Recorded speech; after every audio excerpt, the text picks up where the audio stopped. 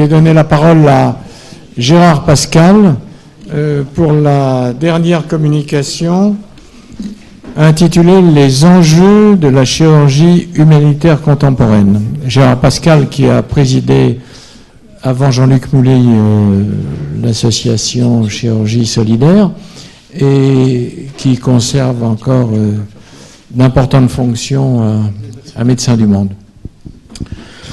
Écoute Claude, quand tu m'as proposé donc de passer derrière monsieur, j'ai accepté bien volontiers, mais si j'avais su, je ne sais pas si j'aurais regardé à deux fois. C'était vraiment tout à fait remarquable et passionnant, et je ne sais plus ce que je vais pouvoir dire maintenant.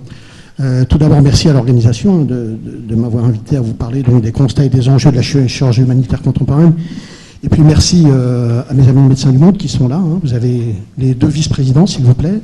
Et puis à mes amis donc, de l'équipe de chirurgie colorectale dans les Monts d'Or, là, qui sont très gentils, ils sont debout là au fond de la salle et je les remercie beaucoup d'être venus aussi. Alors cette présentation, en essayant de ne pas être trop redondant avec déjà pas mal de choses qui ont été dites, va comporter, je dirais, cinq chapitres principaux. Les aspects sécuritaires en premier, les plus importants. Ensuite, les aspects programmatiques, les problèmes concernant les ressources humaines qui ont déjà été pas mal évoqués aujourd'hui, les aspects éthiques qui me semblent fondamentaux, et enfin, je vous parlerai des partenariats. Alors tout d'abord, concernant la sécurité, vous voyez que dès avril 2009, Abby Stoddard, qui est une très grande spécialiste donc, de ces questions, disait qu'au cours de ces 10 dernières années, les violences vis-à-vis des acteurs humanitaires avaient doublé au cours de ces 10 dernières années. Et donc ça se vérifie finalement sur ces chiffres très récents qui ont été donnés au cours de la Journée mondiale de l'aide humanitaire en août 2014, puisque vous voyez donc en 2013, parmi les humanitaires, 155 ont été tués, 171 ont été blessés et 134 ont été kidnappés. Ce qui représente une hausse très importante, de 2/3 par rapport à 2012, hausse qui n'est pas conjoncturelle, puisqu'on dénombre déjà malheureusement 79 tués en 2014, auxquels il faut rajouter donc ces deux humanitaires qui ont été récemment assassinés par l'État islamique donc en septembre.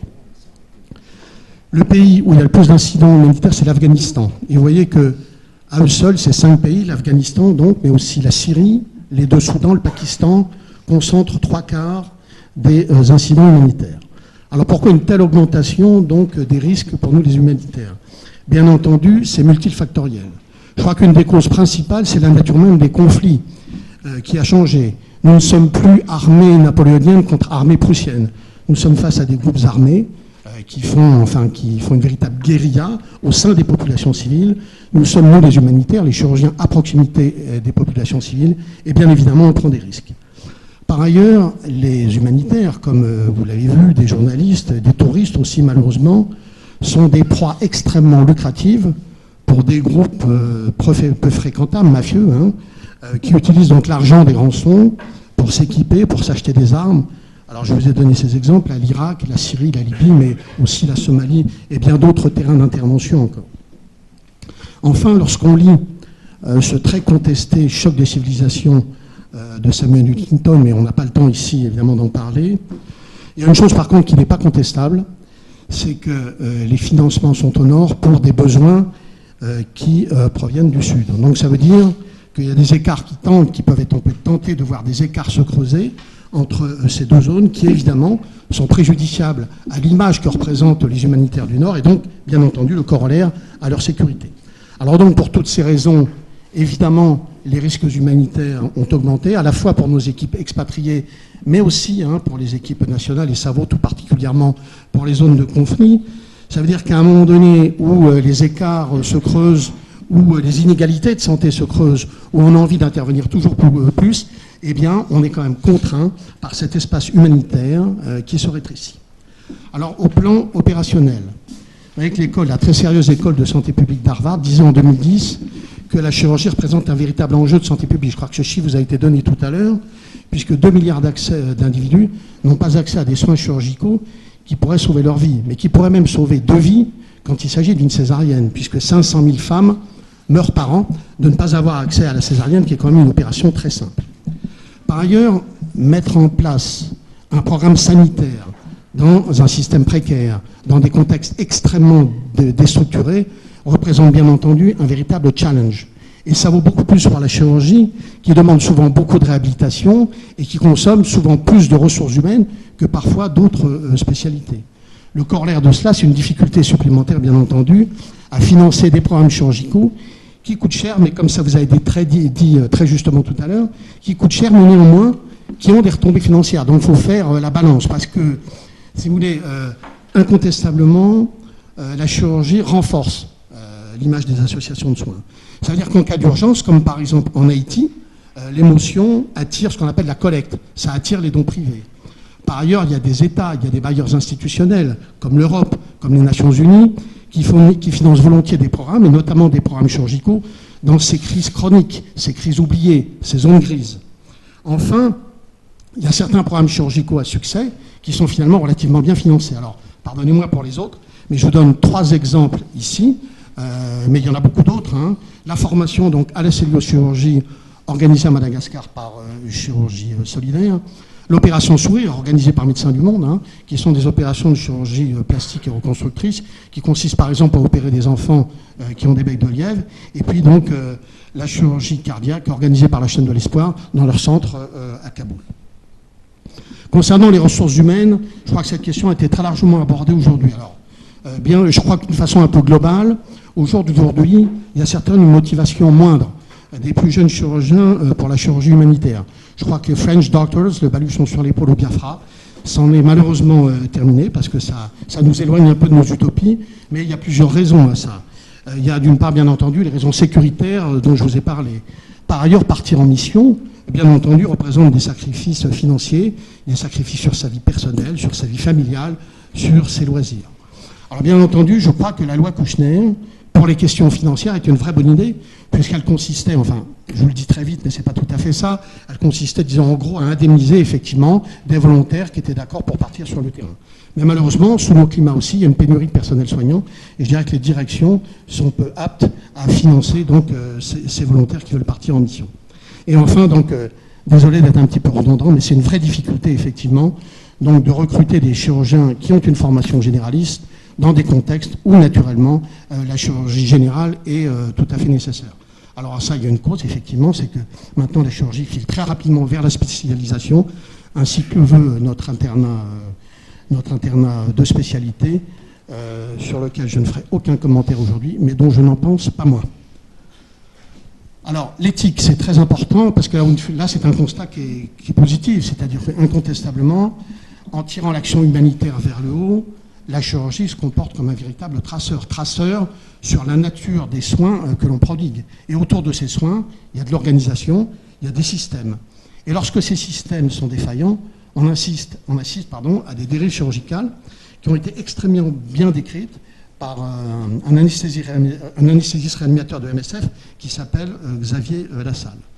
Par ailleurs, je dirais que la chirurgie, plus que peut-être certaines autres spécialités que je ne citerai pas, se prête à un recueil de données souvent un petit peu plus précis, à condition que ces données soient collectées avec sérieux, ce qui permet souvent une assez bonne évaluation dans ces cas-là et une bonne supervision des programmes. Enfin, les chirurgiens sont souvent en première ligne au front en cas de guerre, mais pas que, aussi en cas de catastrophe naturelle, et bien entendu, ils sont là pour témoigner de ce qu'ils voient et pour plaider. J'y reviendrai un tout petit peu après.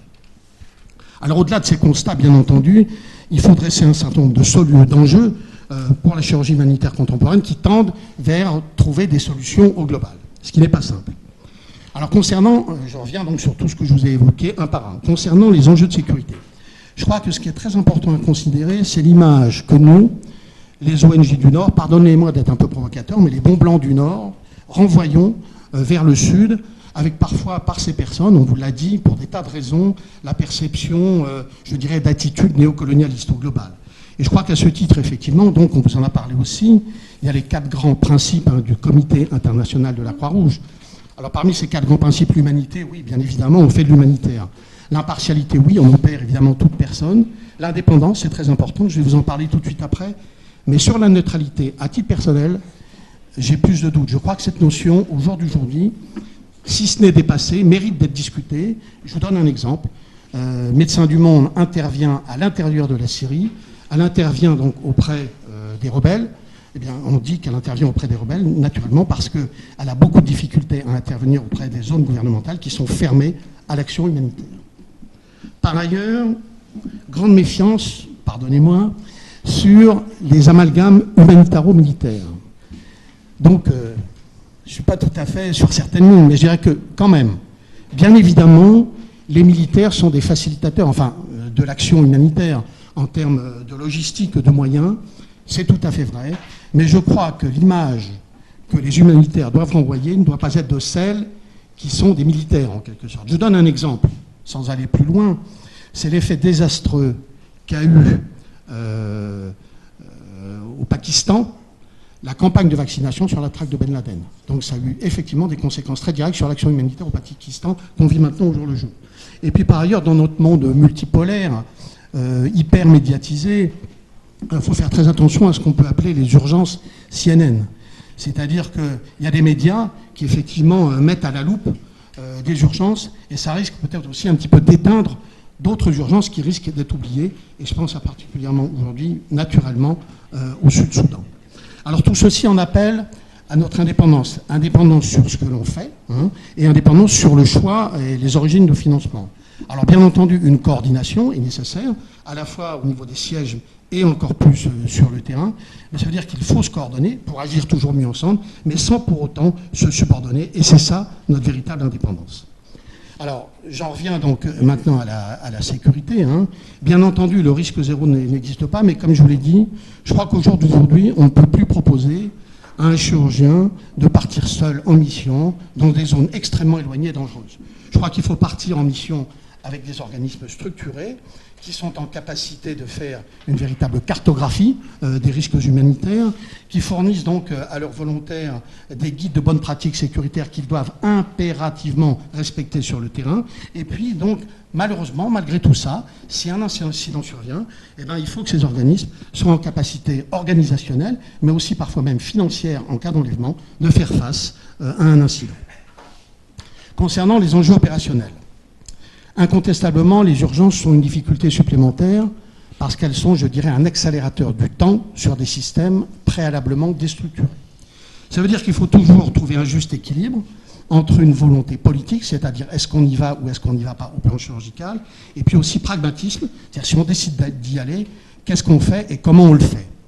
Tout ceci pour vous dire qu'il faut certainement qu'on soit en capacité de cibler nos programmes, aussi bien en termes d'opération, mais de temps.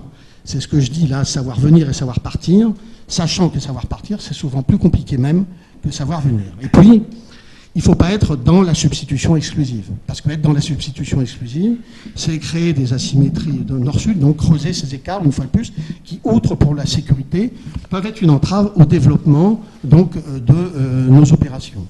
Et puis, en raison de la pénurie de personnel soignant dans les pays en développement, il faut certainement donner plus de sens à nos programmes long terme. Et ce sens, il va dans le sens du programme pérenne. Et pour que ces programmes soient pérennes, il n'y a pas 36 solutions, c'est une formation. C'est ce qu'on vous a dit. C'est de la formation, c'est du faire-faire, c'est-à-dire de la formation nord-sud, qui deviendra de la formation sur-sud, après formation de formateurs.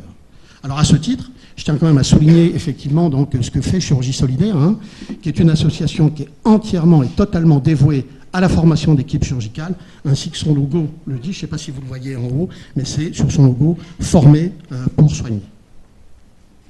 Alors, concernant les difficultés liées aux ressources humaines, alors bien entendu, il faut le dire, c'est vrai, les grandes ONG sont quand même plus armées pour puiser leurs ressources dans les réseaux internationaux. Pour faire face donc à la pénurie de chirurgiens en formation généraliste, ça a été très largement développé là, donc je vais aller très vite. Simplement, je dirais qu'il y a deux pistes en gros, mais il y en a d'autres. C'est effectivement de pouvoir sur le terrain augmenter les ressources humaines en encadrant des équipes juniors par des équipes seniors, et puis un jour ces équipes juniors deviendront seniors, et puis elles formeront à leur tour des juniors. Voilà. Et puis, il y a des formations effectivement à la chirurgie générale qui sont faites par certains organismes, Médecins sans frontières, on vous l'a dit, le CICR, etc., etc. Et puis il y a des formations en lien avec les universités, comme par exemple à l'université Paris-Descartes, ce diplôme universitaire santé et précarité, dans lequel Chirurgie Solidaire intervient donc sur une session de formation à la chirurgie générale. Alors, les enjeux éthiques m'apparaissent vraiment tout à fait fondamentaux, parce que c'est souvent en situation précaire qu'on perd nos repères. Et finalement, pour essayer de ne pas être perdu, précisément, la seule garantie, c'est l'éthique. Ça veut dire quoi? Ça veut dire que là encore, il y a la notion d'équilibre, qualitatif et quantitatif. Qualitatif, c'est la nature des soins que l'on prodigue, et puis quantitatif, c'est un standard minimum, aura les moyens, comme dit Xavier Pouliquen, pour diminuer la mortalité. Et à ce titre, je vous invite à lire cette très bonne thèse qui a été écrite par un chirurgien militaire, qui s'appelle Franck Albisson, vous connaissez peut-être, et qui a écrit donc « Éthique chirurgicale au milieu précaire », que je vous conseille donc vivement de lire. Alors, bien entendu, pour faire face à toutes les difficultés que je vous ai dites, et aux enjeux concernant la sécurité, les opérations, les ressources humaines, l'éthique, bien entendu, il n'y a pas de solution miracle, il n'y a pas de solution, et généralement, bien évidemment, il faut s'adapter aux circonstances. Néanmoins, je crois qu'il faut voir le problème dans la globalité. Et pour voir ces problèmes dans la globalité, ça ne passe que par les partenariats. Ces partenariats, en effet, se font, d'une part, avec d'autres associations du Nord. Là encore, en faisant attention, même dans le Nord, à respecter les asymétries entre les grandes, les petites et les moyennes associations, sinon ça ne marche pas. Et on l'a déjà vécu. Et puis, on intervient à la demande des autorités politiques. Donc, bien entendu, il faut être très regardant sur la commande politique et très veillant et très attentif à ne pas être instrumentalisé. Et puis, on intervient non pas en substitution, je vous le dis, mais à côté, en appui des autorités sanitaires locales, qui sur le terrain sont nos yeux, nos oreilles, dans des contextes qu'on ne connaît pas forcément, des facilitateurs donc de l'humanitaire. Et puis autant que faire se peut, là où on intervient, si c'est possible, on intervient avec les universités parce qu'elles seules sont capables donc de valider des formations diplômantes telles que celles que font Chirurgie Solidaire. Enfin, je voudrais insister particulièrement sur ce point. Je crois que les chirurgiens ne sont pas que des techniciens. Hein. Les chirurgiens sont des médecins qui opèrent. Et donc, ils doivent être en capacité de faire du social, c'est-à-dire faire du chirurgico-social. Pourquoi? Parce qu'ils interviennent auprès des communautés et puis ils sont en lien donc avec les associations locales et la société civile. C'est-à-dire que la chirurgie, c'est avant, sur du plaidoyer, par exemple sur l'accès aux soins, et puis c'est après les opérations, sur la réinsertion de ces personnes qui sont souvent mises au banc de leur société. Alors deux exemples, hein, je vous donne l'exemple des fistules obstétricales chez les femmes, les becs de lièvre chez les enfants, mais bien entendu, il y en a beaucoup, beaucoup d'autres. Alors pour conclure, oui, bien entendu, il faut poursuivre l'action humanitaire et donc assumer certains risques sécuritaires, en sachant que le curseur est très difficile à mettre dans un monde qui est de plus en plus compliqué pour nous, pour intervenir pour les humanitaires. Je crois qu'il faut faire sens dans les programmes pérennes en les rendant, enfin, en faisant de la formation, qui est une formation nord-sud puis sud-sud, ainsi que le fait, je le répète, Chirurgie Solidaire. Et puis les chirurgiens sont quand même souvent des acteurs au front, des acteurs de première ligne. Et donc, ils doivent aussi participer, là où ils interviennent, autant que faire se peut, au changement social, en travaillant auprès des sociétés civiles pour témoigner de ce qu'ils voient et pour dénoncer l'intolérable. Merci.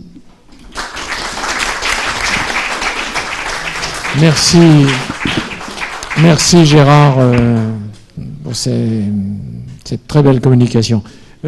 Philippe, Franck-Emmanuel Roux, qui est neurochirurgien, tous devaient faire le commentaire, mais nous sommes un tout petit peu en retard. Il a fallu inverser les deux dernières communications. Il était obligé de prendre son avion. Nous l'inviterons à la prochaine fois. Je vous prie de l'excuser.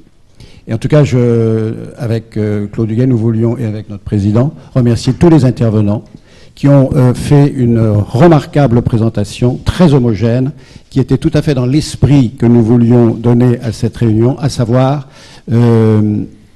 permettre à l'Académie d'avoir une vision claire sur l'avenir de la formation des jeunes à la chirurgie en milieu précaire et dans ce qu'on appelle les pays en développement. Merci beaucoup Gérard.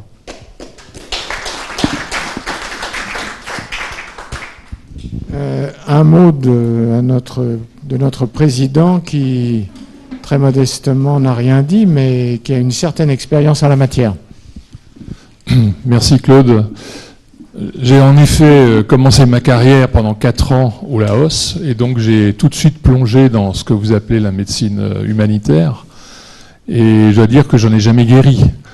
J'y ai passé 4 ans et j'y ai laissé beaucoup d'amis, d'énergie, de cœur, et on reste, quand on a connu cette expérience, je pense qu'on reste toujours profondément attaché à cette médecine-là. Ce que je voudrais dire, c'est que l'Académie de chirurgie a innové dans pas mal de domaines, et notamment dans celui de l'attention qu'elle prête à la médecine humanitaire. Et donc, vous avez ici une tribune, et c'est la vôtre, et donc on attend que vous la fassiez vivre, et que ces réunions consacrées à la médecine humanitaire se perpétuent, et non plus forcément à 17h le soir, mais en séance plénière à 14h30. Alors je ne sais pas si c'est une heure qui est plus favorable pour ceux qui travaillent, mais ça permettrait de faire en sorte que ces séances entrent dans le schéma général des séances de l'Académie de chirurgie. Ce que je voulais dire aussi, c'est qu'en vous écoutant, on sent qu'il y a quelque chose d'un peu plus que dans les autres séances de l'Académie de chirurgie. Il y a une espèce de passion, parce que vous êtes amené constamment à démontrer que ce que vous faites peut survivre, qui est menacé, etc. Et donc ça donne beaucoup d'intérêt à tout ce que vous avez dit. Moi, en vous écoutant, je revis 30 ans en arrière, mais je vous rassure pour vous dire que j'ai passé 5 ans de ma vie au Laos, mais ensuite j'ai continué à y aller tous les ans. Et à la suite de mon premier retour après 5 ans là-bas, j'ai pas tenu plus de 2 mois en France et je suis reparti là-bas pour un court séjour. Et je pense qu'effectivement, c'est une passion et on sent quand vous exprimez tout le ressenti, toute la passion que vous éprouvez. Alors, c'est vraiment l'honneur de l'Académie de chirurgie que d'organiser ces réunions de médecine humanitaire. Et je suis persuadé qu'elles connaîtront du succès également avec les chirurgiens plus jeunes, puisque l'Académie s'ouvre non pas seulement aux aînés, mais aussi aux plus jeunes. Et donc, je souhaite beaucoup de succès à cette section de l'Académie de médecine, et toutes vos suggestions sont les bienvenues pour la faire vivre. Merci.